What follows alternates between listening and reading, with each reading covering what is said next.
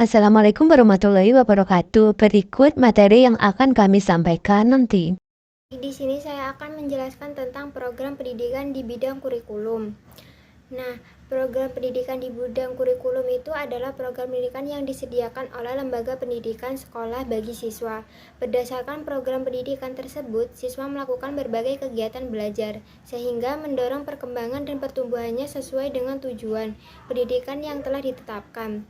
Kurikulum Indonesia setelah Indonesia merdeka pada tahun 1945 telah mengalami beberapa kali perubahan, yaitu pada tahun 1945, 1952, 1964 sampai dengan tahun 2006. Berbagai kebijakan perubahan kurikulum tersebut didasarkan pada hasil analisis, evaluasi, prediksi, dan berbagai tantangan yang dihadapi baik internal maupun eksternal yang terus berubah.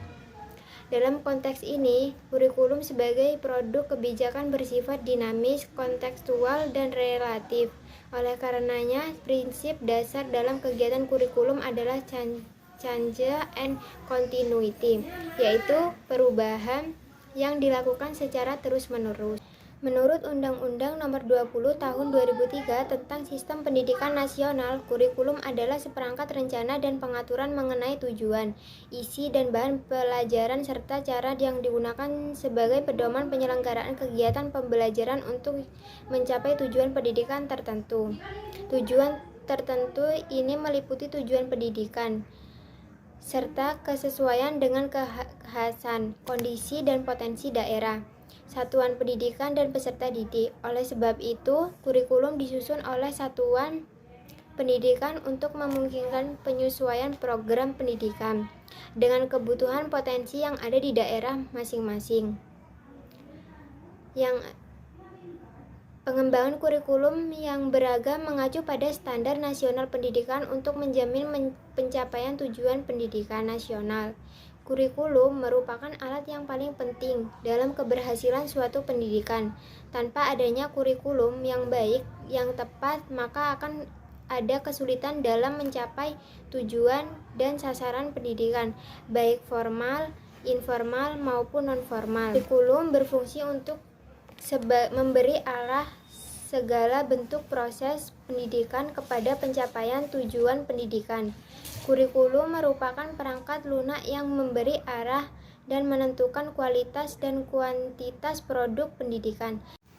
Sedangkan proses kegiatan pendidikan di sekolah berpusat pada kegiatan pembelajaran.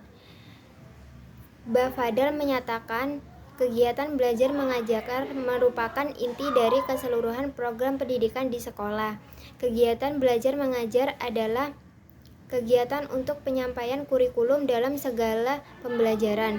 Fokus kegiatan pembelajaran di sekolah adalah interaksi pendidik dan peserta didik dalam mempelajari suatu materi pembelajaran yang telah tersusun. Dalam suatu kurikulum, proses kegiatan manajemen yang berkaitan dengan kurikulum dan pembelajaran di sekolah meliputi perencanaan, pelaksanaan, dan evaluasi. Dalam Undang-Undang Nomor 20 Tahun 2003 tentang Sistem Pendidikan Nasional disebutkan kurikulum pada semua jenjang dan jenis pendidikan dikembangkan dengan prinsip diversifikasi sesuai dengan satuan pendidikan, potensi daerah, dan peserta didik. Bab 5 Pasal 36 Ayat 2 mengembangkan kurikulum secara berdiversifikasi. Dimaksudkan untuk memungkinkan penyesuaian program pendidikan pada satuan pendidikan dengan kondisi dan kekhasan potensi yang ada di daerah. Potensi atau pusat hanya meletakkan kerangka dasar dan struktur kurikulum pendidikan. Struktur kurikulum pendidikan dan menengah, sedangkan pengembangan kurikulum berdasarkan standar nasional, kerangka dasar, dan struktur kurikulum sesuai dengan relevansinya diserahkan kepada sekolah berdasarkan komite sekolah di bawah koordinasi dan supervisi Dinas Pendidikan Kabupaten atau Kota. Undang-Undang Nomor 20 Tahun 2003 Pasal 28 Ayat 2 Nomor 19 atau 2005 Pasal 31 Ayat 2, pemberlakuan kebijakan pemerintah yang hanya menetapkan standar isi untuk disusun kurikulum tingkat satuan pendidikan. KTSP lebih menuntut kemampuan sekolah dan guru dalam mengelola atau mengembangkan kurikulum atau pembelajaran di sekolah dibandingkan kurikulum tahun 1994 atau sebelumnya yang lebih banyak diatur dari pusat. Baik, di sini saya akan menjelaskan program pendidikan bidang keuangan dan Sarpras. Dalam mengelola keuangan sekolah, sejumlah konsep harus ada yang diperhatikan. Di bawah ke hal ini mencakup perlunya keadilan, efisiensi, keterbukaan, dan tanggung jawab publik. Baik sekolah negeri dan swasta, sekolah mempunyai kebijakan yang menguraikan bagaimana dana dialokasikan untuk pendidikan diserap oleh sekolah. Pengelolaan keuangan diperlukan dalam menjalankan sekolah guna membayar apakah itu guru dan pegawai lainnya, membayar staf administrasi dan memelihara serta meningkatkan infrastruktur dan fasilitas.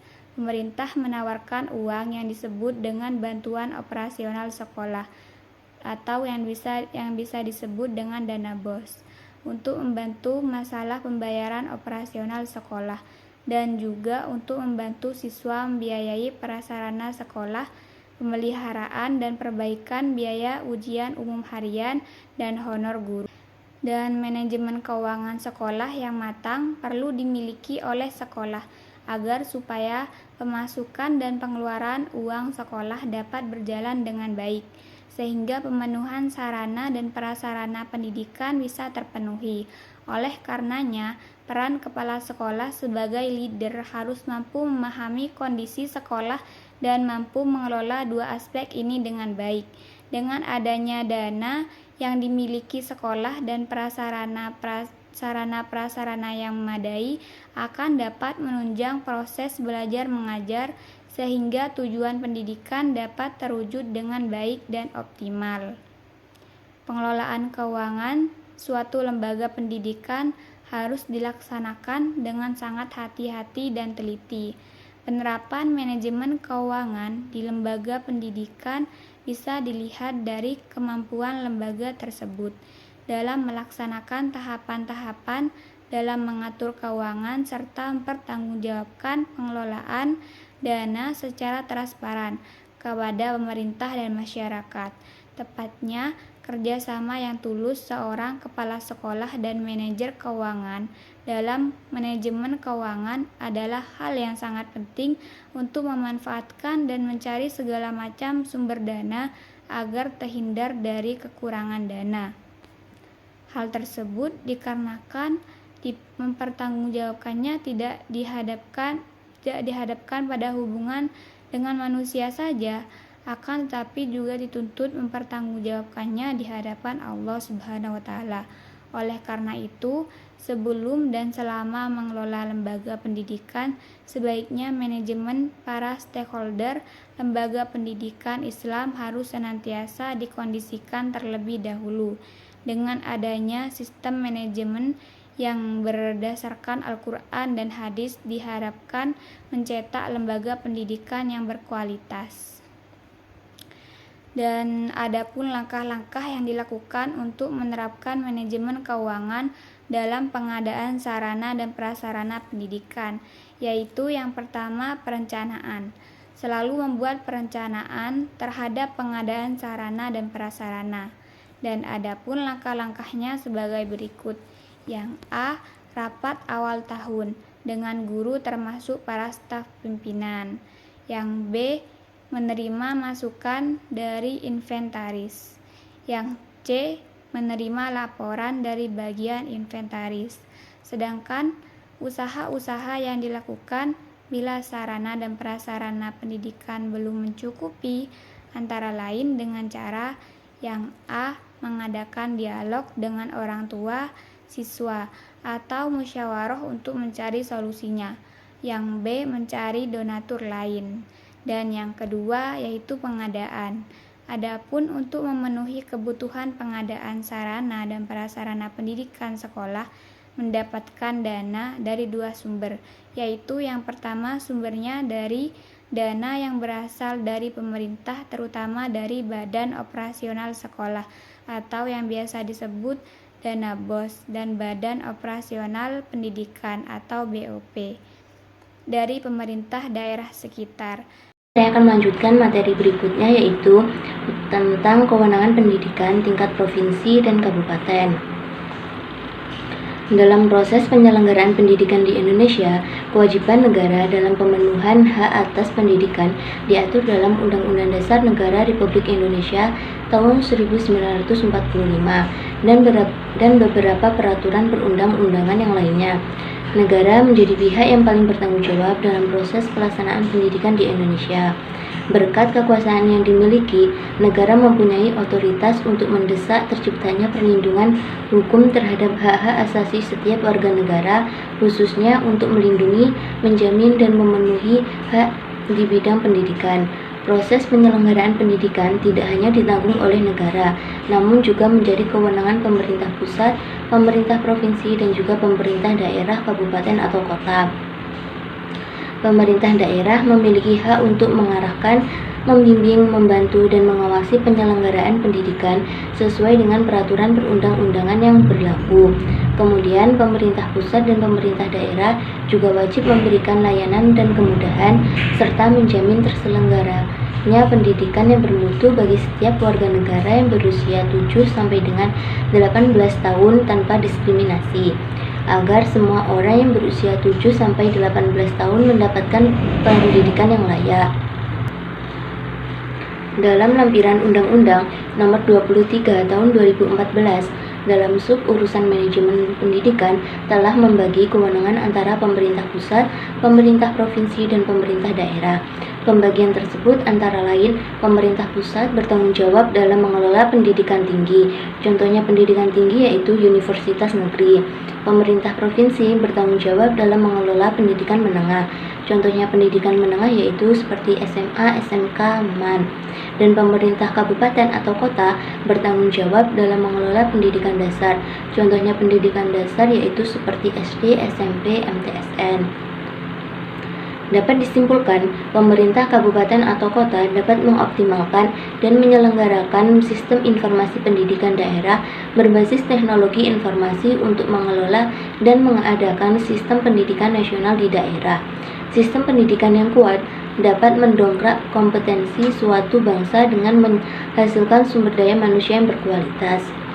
Sejalan dengan kewenangan pemerintah kabupaten atau kota, selanjutnya pemerintah daerah dapat memberikan peluang penyelenggaraan pendidikan dan kesempatan belajar bagi satuan pendidikan dan semua jenjang pendidikan. Dalam melaksanakan kewajibannya, pemerintah kabupaten atau kota menyediakan fasilitas penjaminan mutu pendidikan di lingkungan setempat sesuai dengan kebijakan nasional pendidikan, kebijakan provinsi bidang pendidikan, serta standar nasional pendidikan. Selain itu, untuk melaksanakan tugas penjaminan mutu pendidikan, pemerintah kabupaten atau kota berkoordinasi dengan unit pelaksanaan teknis. Dengan demikian, pemerintah kabupaten atau kota bertugas mengawasi jalannya sistem pendidikan di mana pemerintah daerah mengelola pendidikan anak usia dini, sekolah dasar, dan pendidikan non-formal sebagaimana diatur dalam peraturan perundang-undangan. Dari penjelasan tadi dapat ditarik kesimpulan yang pertama, kurikulum disusun oleh satuan pendidikan untuk memungkinkan penyesuaian program pendidikan dengan kebutuhan dan potensi yang ada di daerah masing-masing. Tanpa adanya kurikulum yang baik tepat, maka peserta didik akan kesulitan dalam mencapai tujuan dan sasaran pendidikan. Yang kedua, tindakan yang dapat dilakukan untuk menerapkan manajemen keuangan dalam pengadaan sarana dan prasarana pendidikan, yaitu pengorganisasian pengadaan sumber dana dan melakukan retensi. Yang ketiga, pemerintah pusat bertanggung jawab dalam mengelola pendidikan tinggi, pemerintah provinsi bertanggung jawab dalam mengelola pendidikan menengah, dan pemerintah kabupaten atau kota bertanggung jawab dalam mengelola pendidikan dasar. Sekian materi yang dapat kami sampaikan, kurang lebihnya mohon maaf. Wassalamualaikum warahmatullahi wabarakatuh.